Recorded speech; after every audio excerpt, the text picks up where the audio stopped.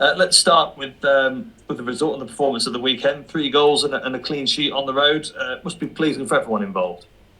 Yeah, it was a good performance overall. We took a little while to get going, a few adjustments, and once we got going, I thought we were very good and obviously deserved the win. Yeah, I mean, Luke Williams touched on that post-match, the fact that despite it being a 3-0 win and what looked like a comfortable win from the outside looking in, there's still bits that yourself and Luke want to work on. Yeah, as I said, I think it was a overall good performance, but there was bits at the start that weren't great and we had to adjust, and then second half it was obviously better again, but there's still many things we've got to work on. With Luke showing the players this morning, and hopefully that'll go into tomorrow. Yeah, what made it a tricky start?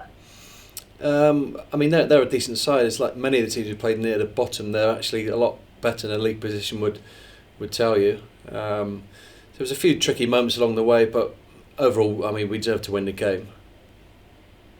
Yeah, of course. And with the after the 2-2 draw at Oldham, the 3-0 win away from home, was that the response that you and Luke were looking for? Yeah, I mean, we still felt we should have won the Oldham game. We were winning twice, obviously, and let them back in. So it's all about how you bounce back. It's like, the only one defeat we've had was Dorking, and we bounced back very well after that by beating York comfortably. So it's always the way you bounce back, yeah. It says a lot about the. I was speaking to Jim O'Brien earlier, and it says a lot about the high standards that you and Luke and everyone not set when a 2-2 draw away at Oldham feels like a defeat. I think it often does when you draw. Yeah, I think it's also dependent on the performance, but we just felt we weren't fully ourselves at Oldham, although we should have won the game, as I said. But yeah, of course, when you draw a game, when you're near the top of the league, you want to keep the momentum going. So it just feels like a loss, even though often it's not the case. Yeah. Let's talk about Kevin Castro. The club announced earlier that he'll return to his parent club West Brom to pursue opportunities elsewhere. It sounds like you wanted to keep hold of him for the rest of the season at least. How big a blow is that to lose him?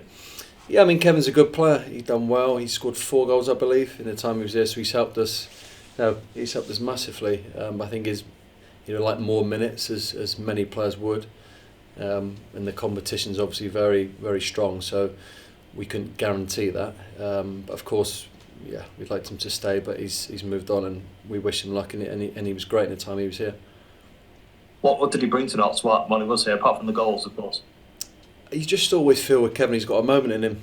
He's very good in the final third. I mean, to score 4 goals in the minutes that he had is takes some doing really, and he could have probably had a few more. So he's a very good attacking midfield player, and I'm sure he's going to go and have a great career, whoever that will be with. I mean, we've got to talk about his free kick against York City. He'll be fondly remembered for that one, of course. Yeah, I'm sure the supporters are still watching that one. It was a great free kick, and we've seen him do it in training a lot. He's got that technique, which is very hard to come by. Yeah, you don't see goals flying like that. No. At any level, really. But when you did watch it, when you look back at that game at York City, I bet it was just an extraordinary moment. Yeah, it was like it dropped out of the sky, but it was hell of a hit, and not many players have got that ability to do that. Yeah, can you understand his decision to try and get regular football at West Brom or maybe elsewhere? Yeah, of course. He's a football player, so he wants to play.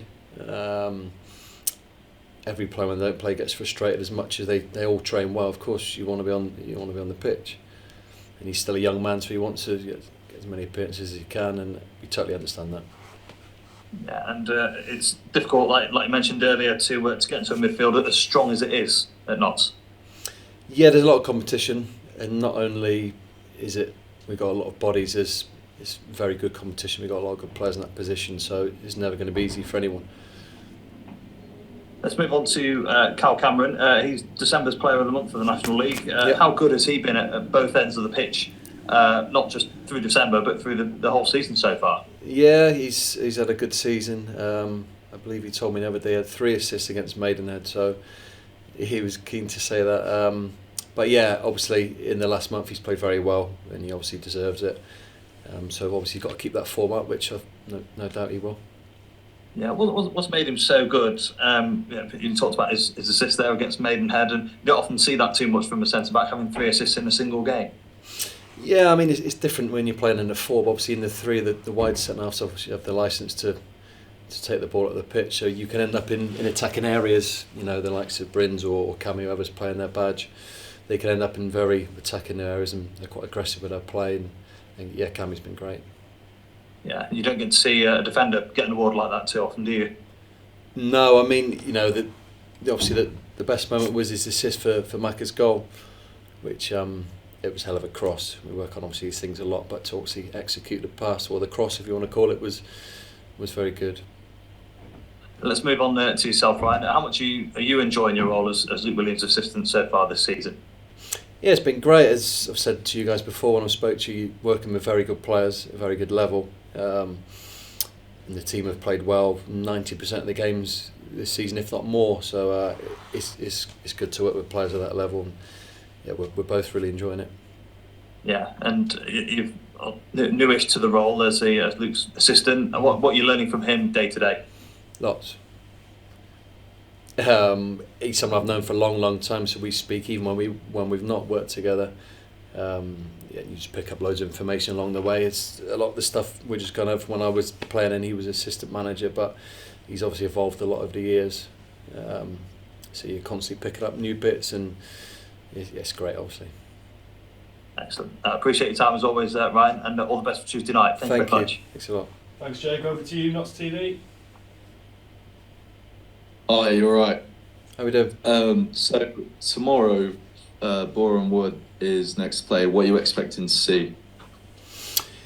They're a very good team, very strong. They've got a lot of threats, top end of the pitch, and we were saying earlier the position there at the minute is probably quite false, because I think they should be a lot higher up, and I'm sure at some point in the season that they will be. Hopefully not after tomorrow night. Is there any injury updates at all? Sam trained today, so we'll see how he settles down after today. There's a few still not quite ready, but we'll see how Sam is later and ahead of tomorrow. Do you think that could affect tomorrow's play at all? Possibly. We won't give away too many team selection yet, but hopefully Sam will come through and be available for a certain amount of minutes.